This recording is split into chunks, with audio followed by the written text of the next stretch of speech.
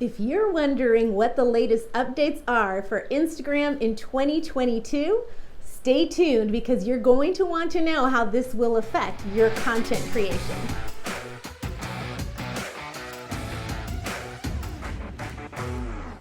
We have a lot of information to cover here, so let's jump right into it. One of the first changes that you are going to see, spoken specifically from the CEO of Instagram, is that this platform is no longer going to be just an image viewing platform.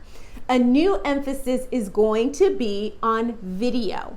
And when you talk about video, we all know it's short form, short content video. Why? Because they want to mirror TikTok as much as possible, which is their biggest competitor, and many users from Instagram have gone over there to start up their platforms, and they're doing quite well. So they want to make sure with the creation of Reels that they can lure back those lost TikTok former Instagram followers and bring them in, hook them back in. So this new emphasis on video is going to be key because why? Whenever they make an emphasis on something, it will boost your organic reach, meaning you don't have to pay for ads to get a lot of views. So what does that mean? That you have to start dancing and go from being an introvert to an extrovert? Absolutely not. There are so many different creative ways that you can use Reels.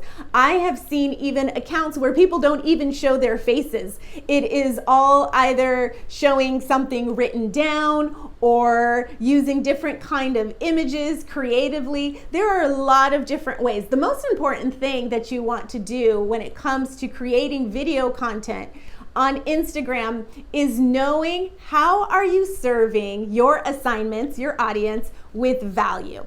And how does that value translate in short snippets?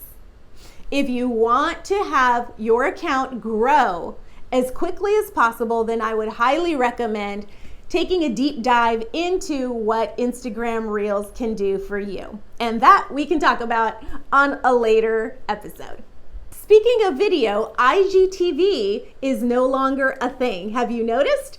Well, it has been put to rest, and now basically Instagram video has taken over. Before with IGTV, it had limitations. You had to post things only for 1 minute on the Instagram feed, and anything over a minute had to be on IGTV, and it was just a little complicated.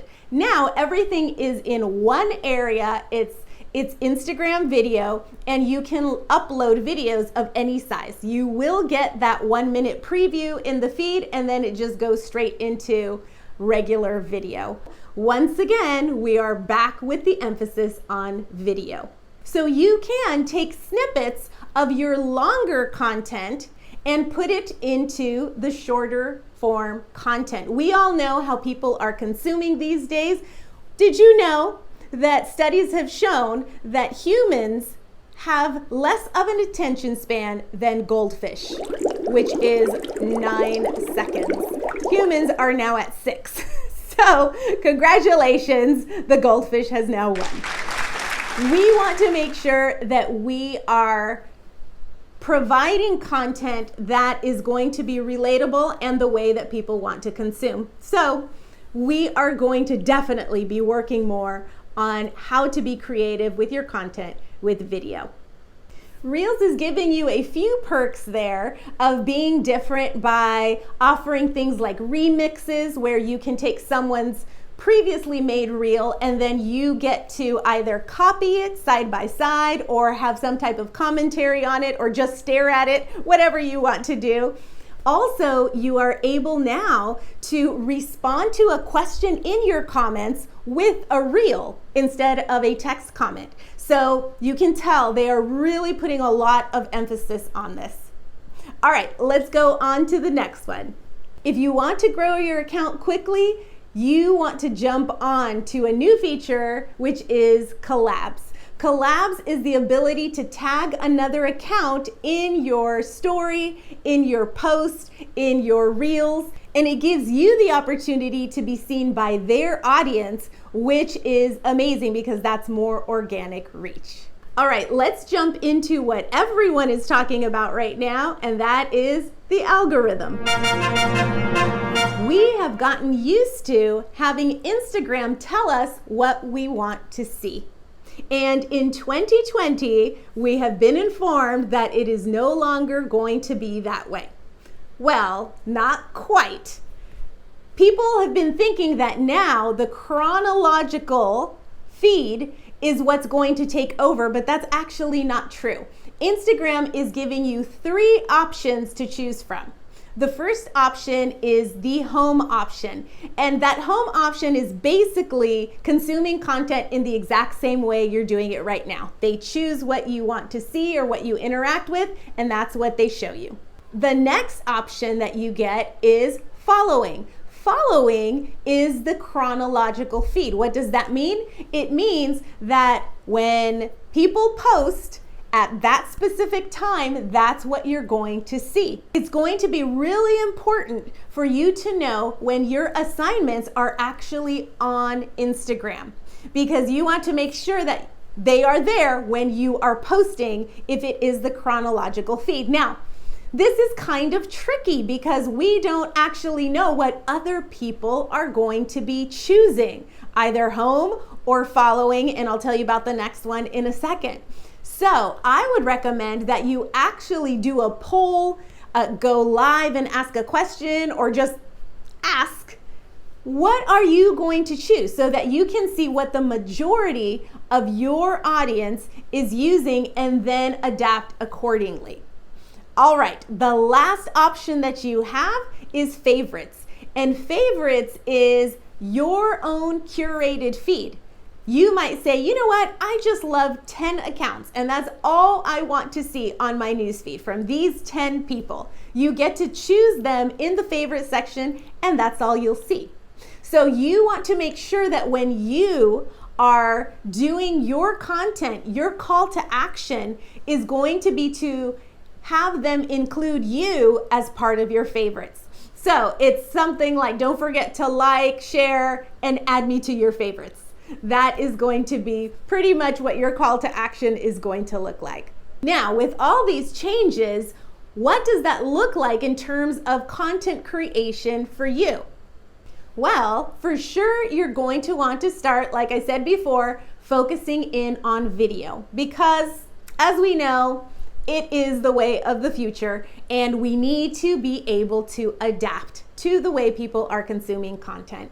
So, try to perhaps get a long form content piece.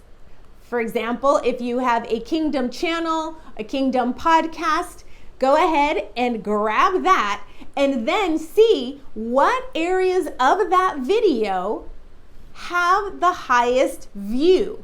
So for example, you could go on to, if you have it on YouTube, you can see which areas of your video have the longest staying power inside of the analytics. And you're going to grab that part of your video, you're going to crop it right there, and you are going to maybe put a 1-minute video or turn it into a reel. You can use previously used content for your reels and for your, IGTV, for your Instagram video. So really important to start honing in on what did you used to use as an image and how can I turn it into a video. You know, this can stress a lot of people out because it's so different. Let me give you a few ideas of how you can do this easily. Let's say usually with an image quote, you just had like a quote of the day. Well, instead of putting your quote with a flower behind it, what you can do is actually film yourself saying the quote, right? So turning what you have into a video is fantastic. I've also seen lots of people use stock video with words behind it using audio that other people say and putting the words on top of the video for people to follow along. Lots of people are doing that as well.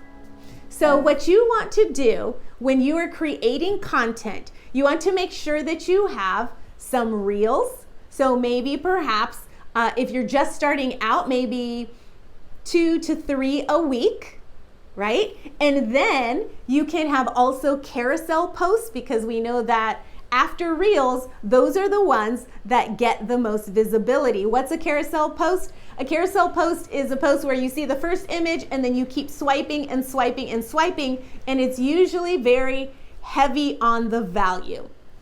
It's tips, it's education or inspiration, whatever it might be. People like doing that. They like sharing it and they like saving them. So you can have a combination of Reels, carousel posts, and also images. Images would be the lowest quantity of content that you create, but you still want to have that personal touch where they can see you, see your business, see your message, see your kingdom work that you are doing, and then move on from there. Very, very important point is you do not want to take yourself to a place of burnout. You're saying, now I have to do not only my kingdom channel work or my podcast, my video, but now I have to create all these snippets, and now I have to create carousels. And so it feels like we're getting all of these extra things added onto our plate. The key factor here is creating a very healthy balance between consumption on the platform and creation. We want to be creators, not just consumers. Really important. And you want to use what you have already created as much as possible. It's a matter of finding out what they like and how you can give it to them in different ways. You all know that we need to hear things multiple times for it to stick. So don't be worried about having to create new things all the time. You could even create a theme and use that theme for the whole week or the whole month, and then just create content around that theme. So we can make it a lot easier than what it sounds. So the most important thing is for you to not put yourself in a place of stress or overwhelm. Know that God has given you a message, and that message is a good message, and it's worthy to be out there because His light needs to be in the world. And you can take the big idea and make it small and make it digestible for people and be consistent with it. Give the same message over and over again. Jesus did the same thing, and people want it. So don't forget, what you are creating, people need and want. We will see you again on our next Techie Tuesday.